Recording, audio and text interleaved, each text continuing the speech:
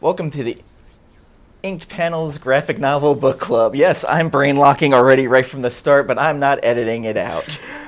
Started, man. I'm Dan, and my co-host Gambit.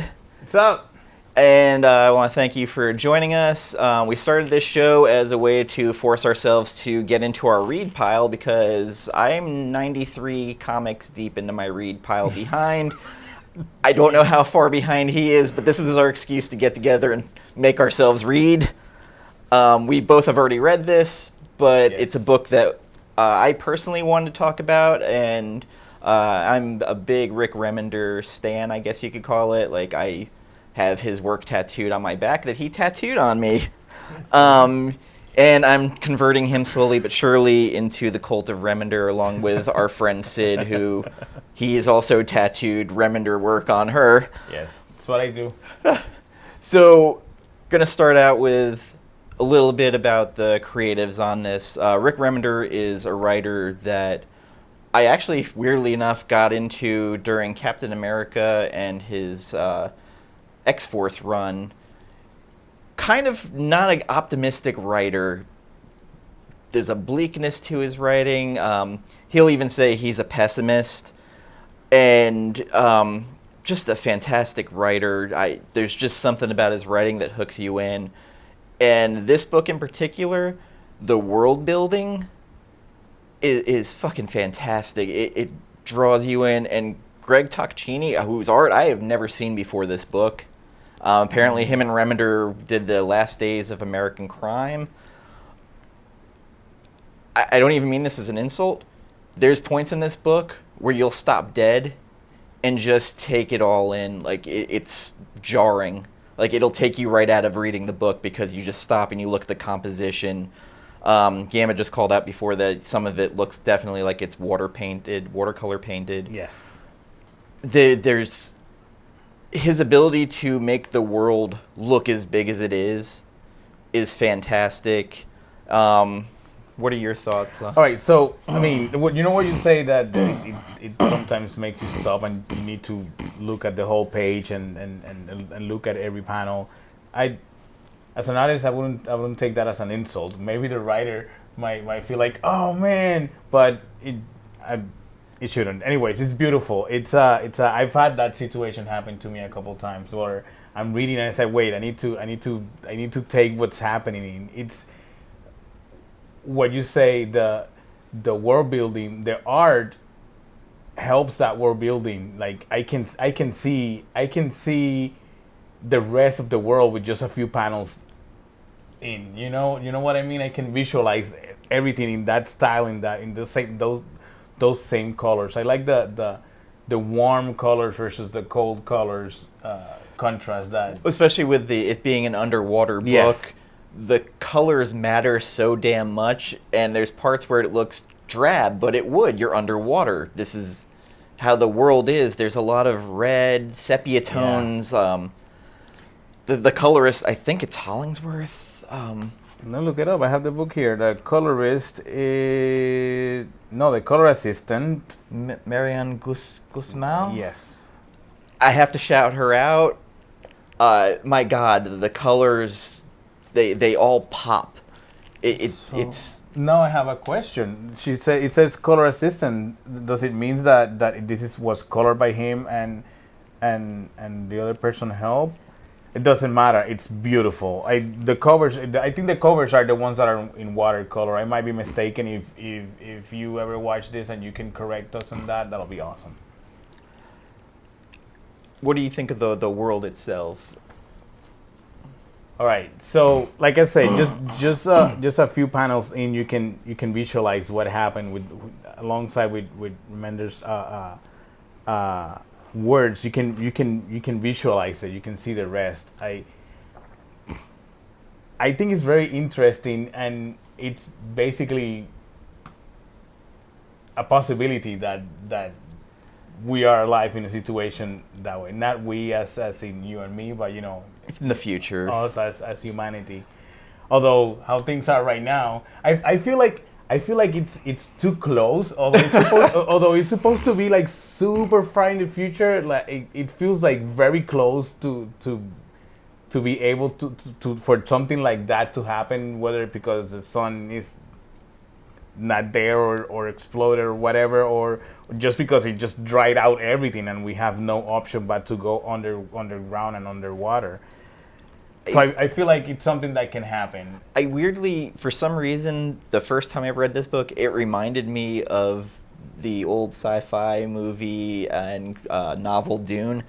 I don't know why. It's just sub-out desert world with underwater world. Basically, the top side of Earth got so irradiated, everybody had to go underwater. And little by little over the centuries, these dome cities went away, and some of them, their ability to generate air, the filters are going. And some of them they've taken down, and there's great families in these cities, and it seemed like every city had one family, and they had these things called helm suits. The helm suits, if you've ever played BioShock, it looks like the Big Daddy suit, except they're weapons of mass destruction, like But awesomer. way more awesome, and they're keyed into that family's genetics, so only someone of that bloodline can actually use these suits. And Tocchini, the way he draws it, and they seem to evolve over time in the book. If you pick this up and keep reading it, depending who's wearing the suit, it takes different formations. Like at times it'll have wings, other times it won't have wings. It'll look like it has a fucking warhead on it. It's great. And the most fascinating thing, having hope is kind of like a cult thing. It's kind of outlawed. It's spoken in hushed tones. Having hope is like being a Jehovah's Witness, sort of. We don't do that here. But that's the title of Volume 1 was called The Delerium of Hope. So when we start the book, we meet the antagonist, or not the protagonist of the series, Joel, Stell, Della, Tajo, and Merrick. They are the Kane family. Joel is the patriarch who also is the hunter that gathers food for the city of Salis. And basically they start talking about the helm suit. His daughters want to be helm pilots. His wife is one of those devotionals to having hope. And she's hoping that these beacons that have been sent out, probes, will find an inhabitable world for them to go to. And that is the beginning of almost like a Game of Thrones type story where if you start to like a character, don't get attached. Do not get attached. It's not going to work out. Tajo and Della and Merrick are all kids. And they go out on a hunt. The father, Joel, is teaching Della and Tajo basically how to be hunters and use the suit. And they're lured into a trap by the third city, the one that has been hidden, nobody knows about, and are attacked by pirates. The pirates know how to use the suit. And one of the most gruesome things I've seen, this guy has a tri-tip sword, shoves it in the father's eye, and pulls his eye out. Yeah. And uses it to take the suit. And not only that, he steals the children. Except for Merrick. Merrick wasn't there. That's what pirates do. And in flashbacks, we see what happened to Joel and Stell. Yeah, it's a time jump. And then there's a massive time jump where Stell is calling Merrick, saying it's been 10 years since what happened. Merrick is now a cop, and a dirty cop at that. He is bone zoning a prostitute while high on something called heavy cream. He refuses to pay the prostitute. Then her pimp comes out and attacks him, and the pimp uses the prostitute as a shield, and he becomes a disgraced cop. Yeah, that did not end well. Merrick, what happened to his family has damaged him dearly. His relationship with his mother is horrible at best. He basically hates her. He hates the whole notion of hope.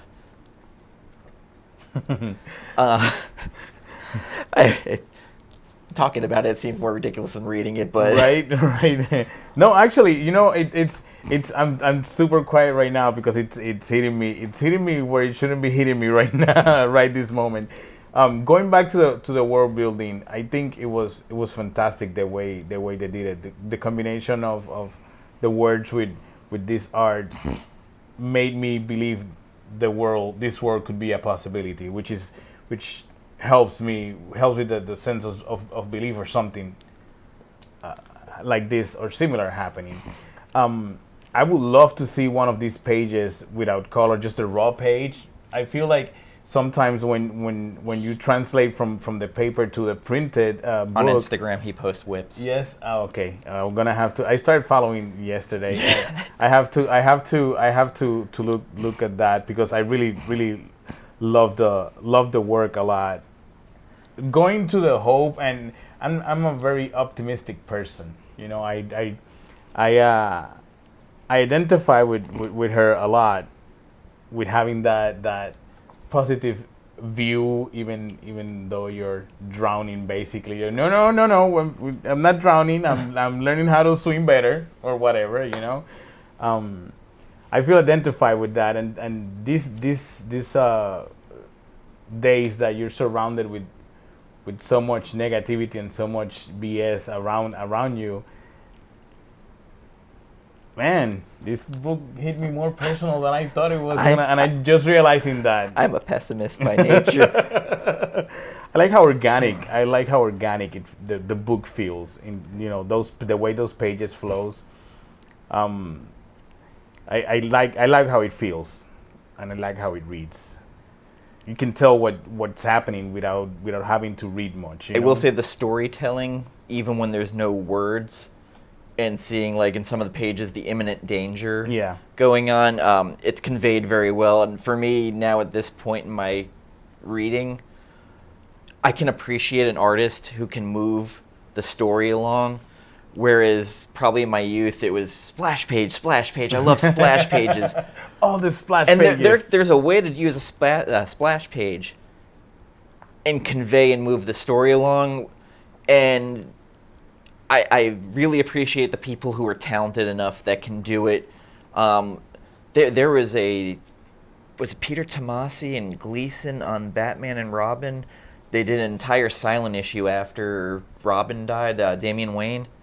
Completely silent, and it was the most gut-wrenching issue I have ever read. Is that the one where he goes and rescues some people from from some terrorists or something like that? Because I think that was on a Detective Comics. I thought it was Batman and Robin because it was right after Damian died. I mean, there could be a one in and Batman it was it was no words to it, and it ended with Batman like hugging Alfred at the end, and it just gut punched me in the feels. Yeah. It's great when you can have an issue like that where you don't have to have words to it to. Like these two pages are an example of that. This, it's like I said, I like how it reads and how organic it feels and how one panel flows to the other and the colors, the way they play with the colors and the contrast, it's just beautiful. I fancy myself an artist, You've done it occasionally, right? And I pretend to know what I'm talking about. So, one of the probes that I discussed earlier comes back down. So the hope instills in her again. She's like, I need to move on this. And as this is happening, Marek's being arrested by the police because that's what happens. Killed a prostitute. So she makes a deal to get Marek out. They don't necessarily say what she did, but both of them have to leave the city. So she basically hijacked him to go get the probe, and when he figures out that he's been hijacked, and he's, to say the least, real pissed. You know that scene where that those pages where she goes and tries to talk to the politicians, and they're just getting sucked off. Yeah, and they're just indulging in all these. It's Roman. It's completely Roman. Yeah. It's and man, does it feel like what's happening nowadays? Like you try to rely on the people in power to to deal with some important issues, and they're just indulging themselves in whatever power trip they're at, you know. As her and Merrick are, they left the city. They're arguing. They get trapped, and we get introduced to one of the most fascinating things. It's almost like a mermaid suit that she wears. It has fins. It has kind of like a tail flipper to it. Yeah. On the cover of it, you'll see it. I think it like the other one. It just whatever your needs are at the moment, the suit will do it for you. You know, because when she gets out of the pod, it doesn't have the tail fins and it doesn't have anything, and suddenly you see how. So I think that the suit adapts to whatever needs you're having at the moment. And then we get a page that has them swimming, and it's like sea life porn. There's a massive mammoth creature. There's all this sea life swimming by them, like deep sea life. Yeah, it kind of, even they kind of stop and look around for a minute to kind of appreciate what's going on. You know, I have a lot of admiration for artists that when they are creating, they're building a world, they can come up with creatures, you know, like creatures here. It's like I see these things, I'm like, yeah, I believe that fish is gonna look like that in 10,000 years from now, you know. I believe that we're gonna see just by looking at this at these creatures and how just a few lines, you know, there's not a lot of like cross hatching or texture or something, but I mean, with the help of the coloring, it gives you all the dimension that you need. But I'm pretty sure that if you see this just in inks or just in pencils, it will look equally beautiful. The covers he did, Blue Line, I saw for one of them. Oh my God, yes. Having an orgasm right now, guys. So we move on, and they're running out of oxygen, and they've now found possibly a new city. It is this secret city, the one that they hadn't been able to find. It also is home to the pirate that killed her son and killed her husband and stole her children. And stole the kids. She sees him right away and starts to lose it. I mean, Tajo is there, kind of like, he's calling her daughter, but she's wearing like a slave Leia outfit, and she's tattooed all over like a slavery mark. There are gladiator games going on, and I don't like that dude, by the way. Oh, the pirate. Yeah, I don't like I think it's him. Roland. But he keeps calling Tajo daughter, and is abusive. Starts choking her, because she mentioned something, you know, about savages, and he starts choking her, saying, "You're calling us a savage." And then Stell breaks in and stabs him with the three-pronged sword, and it doesn't kill him. I mean, of course not. He's a pirate, man. Pirates don't die. So her and Merrick are then captured. Merrick is put into these gladiator games. And somehow, while this is going on, well, actually, Merrick tried to free Tajo, and she turned him in because it turns out they accidentally got there, and she got mad because she thought they came for her after all these years, and it turns out they just accidentally ended up there. Just stumble up on her. So she has resentment towards her mother and Merrick, and again, he gets turned into a gladiator basically to die. And this character turn happens in him where he starts to believe. Yes. And he has the hero moment. And he ends up dying. Oh my God. He dies like turning his life around. He inspires these other slaves to kind of turn and fight. And this is another example of the storytelling that we were talking about. How if you take the word balloons out, you can tell what's happening, and you can tell that right at this moment she heard something she did not want to hear, and you can tell what's going to happen by reading the art without having to read the words, and it works perfectly. it's just yeah.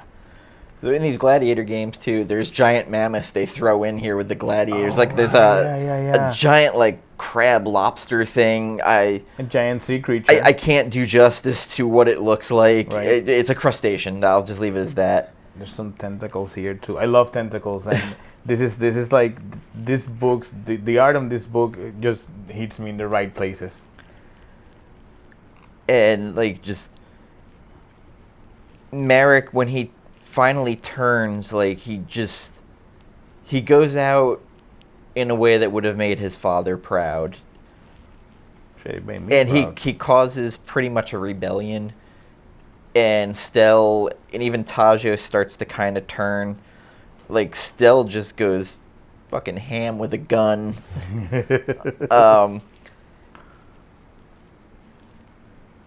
With Tajo, when she turns, she makes the decision.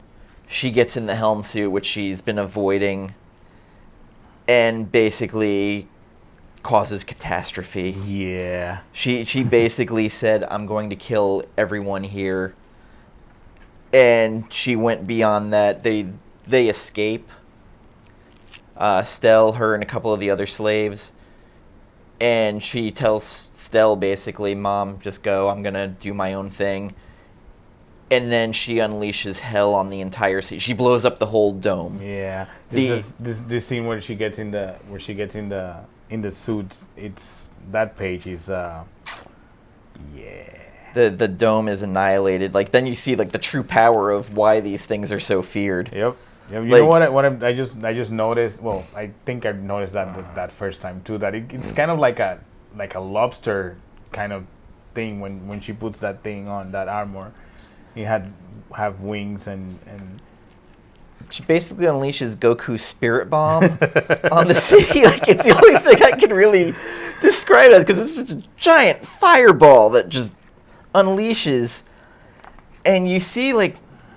It's so horrific what she does that like Stell and the other imprisoned slaves just have horror. It's and then as she's telling her that she's going to find her sister, Stell crying. She got her daughter back, but she lost her. She lost her son. Man, how do you stay positive after that, right? And it just. And then we have this flashback of Joel talking to his son, and it's even when what we are isn't what we wish we were or what others want us to be, even when we want to turn away from it when it becomes a burden, a compromised soul dies a million deaths in that final claustrophobic moment of realization. Always serve your own truth, Merrick. Never compromise yourself. Do what is right till that last second, even if the world collapses around you. And if you can do that, one thing, my boy, you'll at least have made your old man proud. That is how you fucking end the book. Yeah. With that just gut punch, where that is what Merrick was thinking at the end. That moment. That moment. Where he made his where he knew he had made his father proud.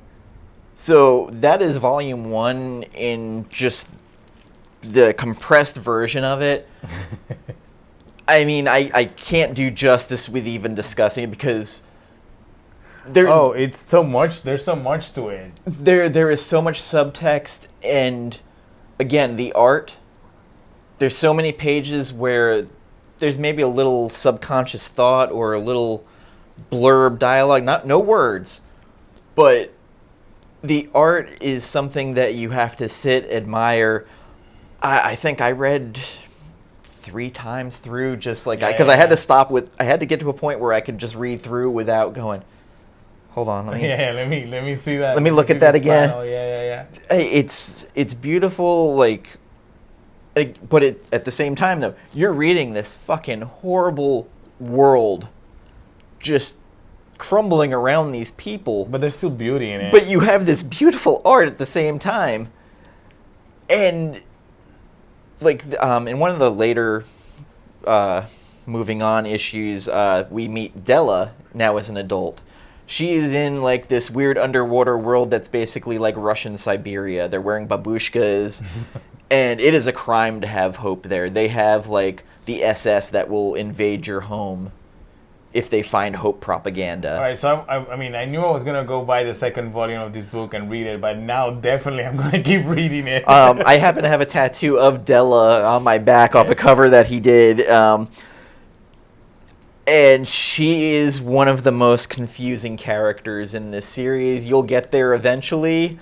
It's my recommendation. Buy this fucking book. Like, just get it on digital. I don't care how you get it. Just get it. Actually, like, I'll recommend like any Remender book. I'm pretty much on board with most of them. Like, I think you just have to be in the right headspace. Like, if you're already depressed, give it a day or two before you. Yeah, I think I read this book at the right moment. I've had books that like hit me in a real bad place at bad times that like I put away and I didn't touch for years. There was oh god, what was the book? The Death and the Maidens by Greg Rucka. That one. Oh boy. I'm gonna put a pin on this for a minute. Be right back with you. And we're back after that short little break because I had to explain what Death and the Maidens was to Gambit, and we needed to reset the clock. Look up Death and the Maidens. It says it's a Batman book, but it's Batman universe centric. Okay. But there's a part in it with Ra's al Ghul kills his daughter Nisa, who he hadn't been introduced to that point. Her family in the concentration camps, and basically broke her. And she later returns the favor by turning Talia against Ra's. The methods in which they do it is pretty brutal. It's Greg Rucka, so the writing is fantastic. Klaus Janson, you said, did the art. Klaus Janson. Yeah, I mean, good God, in the '80s. Daredevil, Dark Knight Returns. Yeah, you know the name. Hey. Little known books. So, final thoughts on the book. Oh wow! All right. So, final thoughts on this book. Man, yeah, read it. It's one of those books that you've been recommending me to read it for a while. I think since I met you. Too. Yeah, and Sid and I didn't actually sat down to read it until a few weeks ago, and wow, you just did the tattoos without reading the book. Yes, I did the tattoos without reading the book, but man, I wish I would have found this earlier. You know, it's about to end. The book's about to end fairly soon, so I'm sure there's gonna be a big ass compendium at some point coming out. Mm-hmm. Which, Greg, if you and Rick see this, put some work in progress pages at the end. I want some big fat juicy bonuses. Dude, right. Yeah. This book has some variant covers, and at the end it has some sketches, and even the simple sketches are just a delight to look at. You know, like the character designs before. You know, like the sketches. It's beautiful. It's a really beautiful book. Like from the just reading it and the art, the visuals, it's pretty good, and it's just $9.99 for the first volume, which totally worth it. I mean, compared to what you're going to pay for a Marvel or DC book. Yep. And I'm just gonna put it out there. Maybe this is probably just because of my age. Creator-owned books right now are more rewarding. There's just more love put into the pages. They have less restrictions. I think that when ambitious. I think that's what I wanted to add to. That's one of the things I wanted to add. That lately I've been reading less and less superhero comics. Not because I don't love them anymore, because I still enjoy them. It's just that now I prefer to read something that's not superhero centric and it's a little bit more creator-owned projects, you know, like this, like where they can put more love into it. it feels like lately working with DC or Marvel, you have so many restrictions by the company. I mean, and I understand they want to protect their product as much as possible, but I feel they restrict the creators too much now, and they have these outlets and if you're kind of not enjoying the superhero books lately like I am, which is like, yeah, that was fun to read, but it didn't do anything special for me. I'm just reading it just because I want to read it. Well, this is a great book to read that you're going to enjoy what you're reading, what you're seeing. Yeah. I feel like the big two now have become what people are using to launch Their careers. their careers, Yeah. and then they're stepping over into, okay, well, I did that.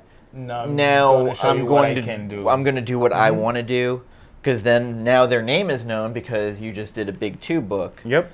It's kind of fascinating, but I will go back and say though, there are guys who they get to do what they want when they go to the big two, and Jonathan Hickman's House of X. Oh my God! Yes. It they gave him the whole X universe right now to play with. And you have to really pay attention when you read this book. You have to read the text pages, and I'm used to that because I read Black Monday Murders, another great book by Hickman that's so fucking ambitious that you'll get lost in it. But House of X, I can't say enough good things about. Powers of X, I'm not as high on, but House of X, issue 2 was so fucking ambitious what they did with Moira McTaggart. Yeah. And they made Destiny of all people, so fucking vicious. There is 5 pages of Destiny telling Moira how it's gonna be. Oh wow. And how anytime you resurrect, I'm gonna find you. Wait, is that on the Powers of X? House of X number 2. House of X number Yes. 2. And then has Pyro fucking burn her to death because she wanted to make it extra painful so she'd remember in her next life. Damn. Like, unreal. So, like, Moira's never been a mutant. Never. So to add this wrinkle in, and then you add in Pepe Larraz, whose art I'd never seen before, and Dude, right? he's probably the best X artist I've seen in a long time. I haven't been excited by an X-Men book in a while. Like, in a while. You know, and I used to love X-Men. I mean, my nickname is Gambit. Come on. It's a weird thing that somehow that book ended up becoming basic, where it was the cutting edge book, but then you didn't get the hot artists on there anymore. You got decent writers, but they never stayed long. Yeah. What else are you reading right now that you think people should be? So I'm reading House of X and Powers of X. I'm enjoying it. I'm gonna have to reread that issue 2 of House of X now. Oh, so much going on. Yeah, I'm gonna have to reread that because I feel like we read a different book. I'm used to reading it. Like, you really gotta just dig in. And it took me 3 reads. So I'm definitely gonna read that. Definitely gonna read that. I've been reading Conan the Barbarian. That's been good. Which actually been pretty cool. I haven't caught up with Savage Sword. I finished reading Batman Damned finally. I didn't know that it took very Sixth Sense ending, almost 3 years to complete that. And then have to redraw. And then had to redraw some pages because Batman's anyways, dead. Yeah. It was actually pretty cool. The ending had me a little bit like, and I started reading Batman Last Night on Earth. I'm torn on that book. I read the first issue. I really hated Batman Who Laughs. I'm not gonna lie. I was that unhappy. What am I reading right now that I've really enjoyed? Well, Die came back, so that's the new issue. Thor, the Thor by Jason Aaron. I've been enjoying that scene. I've been enjoying his writing since God of Thunder. What else came out that I really liked? I read way too damn much. I have way too many trades. You say 90, so you have like 90 something issues. I have like 80 something trade paperbacks that I need to read. I don't even want to. Oh, Daredevil by Chip Zdarsky. Yeah. For God's sake, he became a great art writer. Yeah. His Daredevil. No, he's been an artist, and all of a sudden he was like, I'm a writer really? now. Oh, nice. Oh, I didn't know that. It's the best Daredevil run since Brubaker. I haven't read Daredevil since Brian Michael Bendis. I mean, it's street level Daredevil again, and All right. it's great.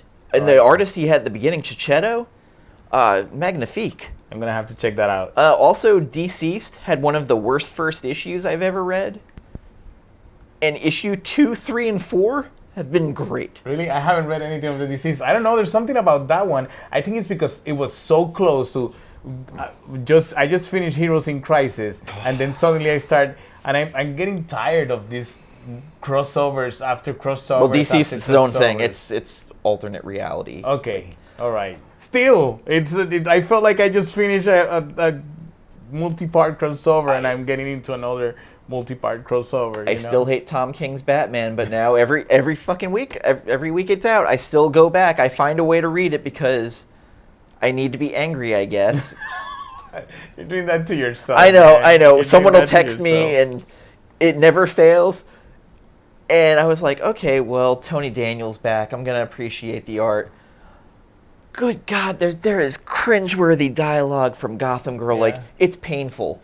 Man, And they just dropped him and Flashpoint Thomas Wayne were riding around the fucking desert with Martha's body, gonna use a Lazarus pit. They just dropped it and never. All right, yeah, I'm out. No, they just dropped it. They never finished it. It just jumped the City of Bane. So I don't know what the fuck is going on. Oh man, that's kind of weird. That's kind of weird. I mean, it's like I said, I feel like lately these creators are, although they get some leeway in what they can and can't do. I feel like they're still too restricted. Like lately, they're restricting these creators too much. Brian Michael Bendis with Alex Maleev, Event Leviathan.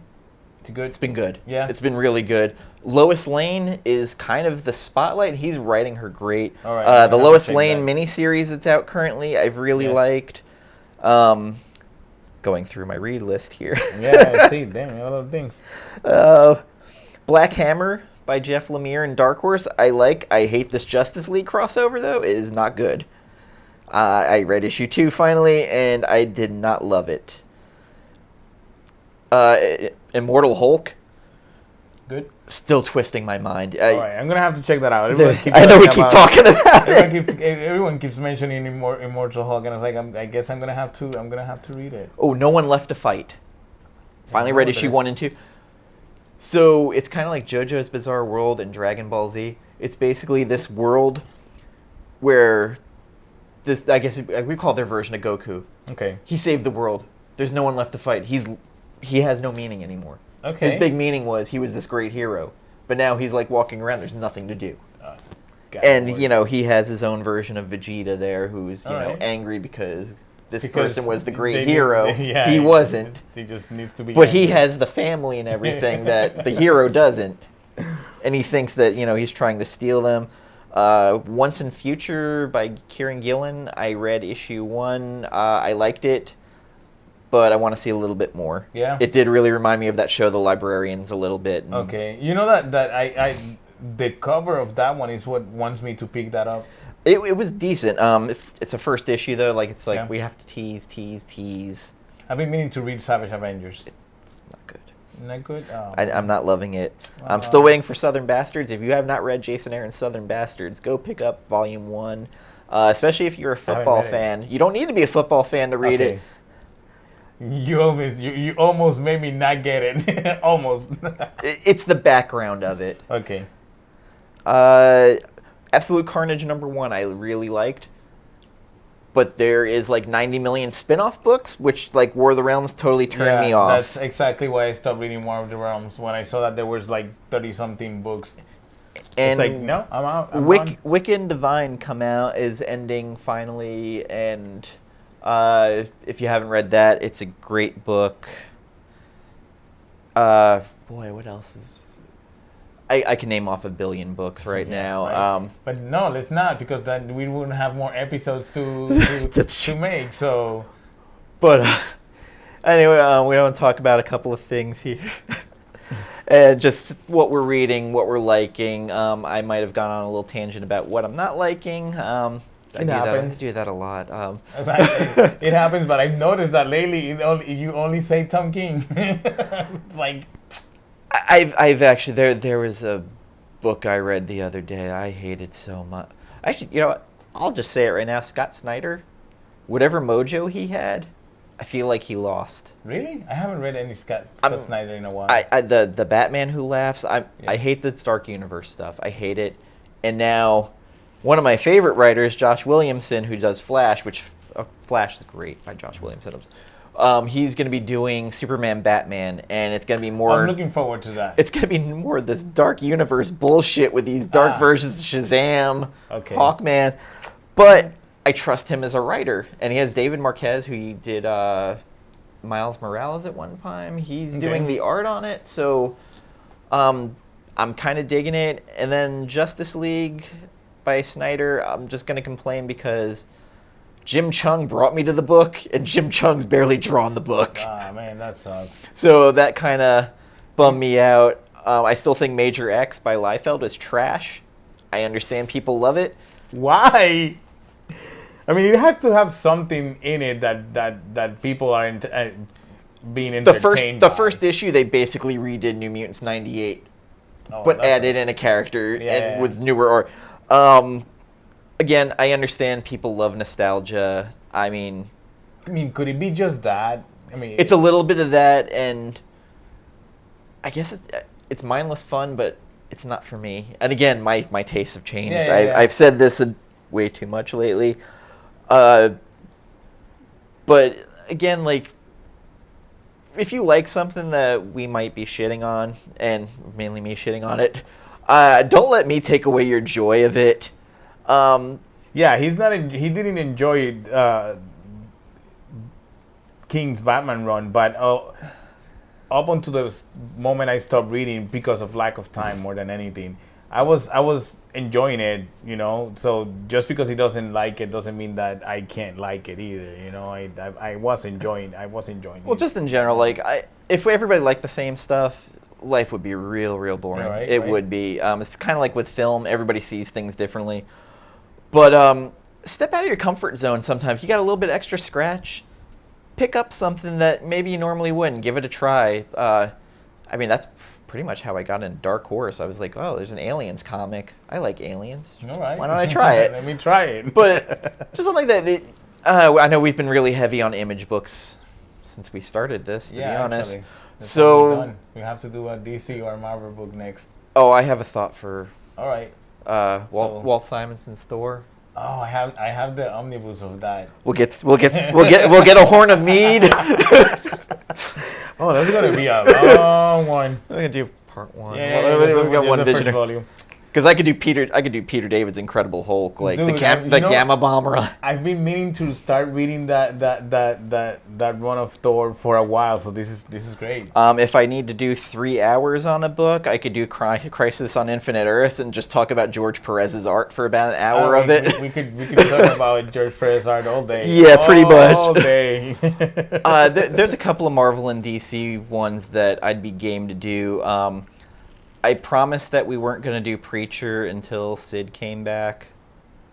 We'll do it at some point. Don't worry about it. She said when she gets back, she'd be down to do that. And there's nobody I'd like to hear ramble more about Jesse and Cassidy than Sid. Yeah. Yeah. Our friend Sid is one of very passionate fan of books, and when she likes them, she really likes them. And this one in particular, she loves. Yes, very much. So I'd like to thank you for joining us. You can find me on Instagram as dirty_epic. I mostly just promote my comic book shows and my horror movie reviews on there. Also on Twitter, I am at Chop Comic because someone had Comic Chop. So just the way things tumble on there, and my Facebook's private, so you're not going to find me there. Gambit. But my Facebook is it's not private, it's public. That's the word I was looking for. It's Gambit Inc. In Instagram it's Gambit Inc. On Twitter it's Gambit Inc. because Gambit Inc. It's gambitsinc.com. Forgot to mention that one. And Did I say Gambit Sync? Yeah, I said it again. You might be able to find him on sketch cards in the future if you like Yes. Dynamite or Yes. Chaos. I did a couple sets. It turns out that I'm not supposed to say yet those sets that I did. So don't go back to the other videos and watch them just to know what sets I'm working on.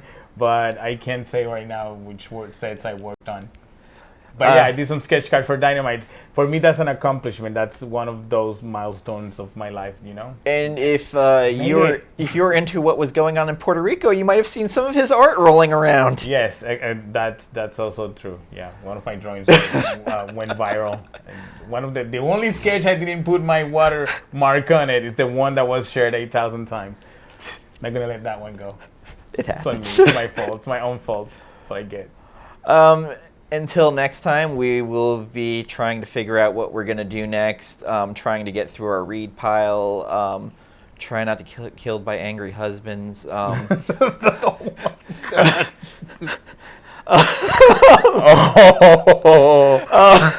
I have nothing to do with that. I'm also going to do something insane coming up that's going to be 13 days, 13 reviews of the Friday the 13th series, since Friday the 13th is happening in September. Oh, that's pretty cool. I'm going to have an offer on tattoos on Friday the 13th, so look me up. And also, if you're going to be in the Orlando Cocoa Beach area and you're looking to get ink and you love comic book ink, from gambitsink.com, you can book an appointment. He has done half of my work, mostly the comic-related stuff.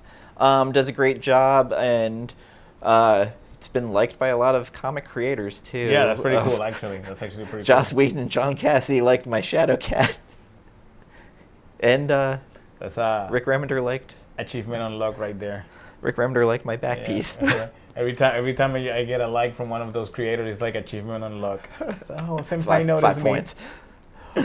But if you want us to review something or think we should talk about it, hit us up in the comments. If you end up reading the book and liking it, let us know. We've had people in our lives come up and start reading books that we've recommended. I haven't had someone shove the book back in my face yet, so that's a good start. We have one friend who has read every book that we have recommended, and that's kind of... That's pretty cool. Makes my heart grow like 2 sizes bigger, but then it shrinks back down.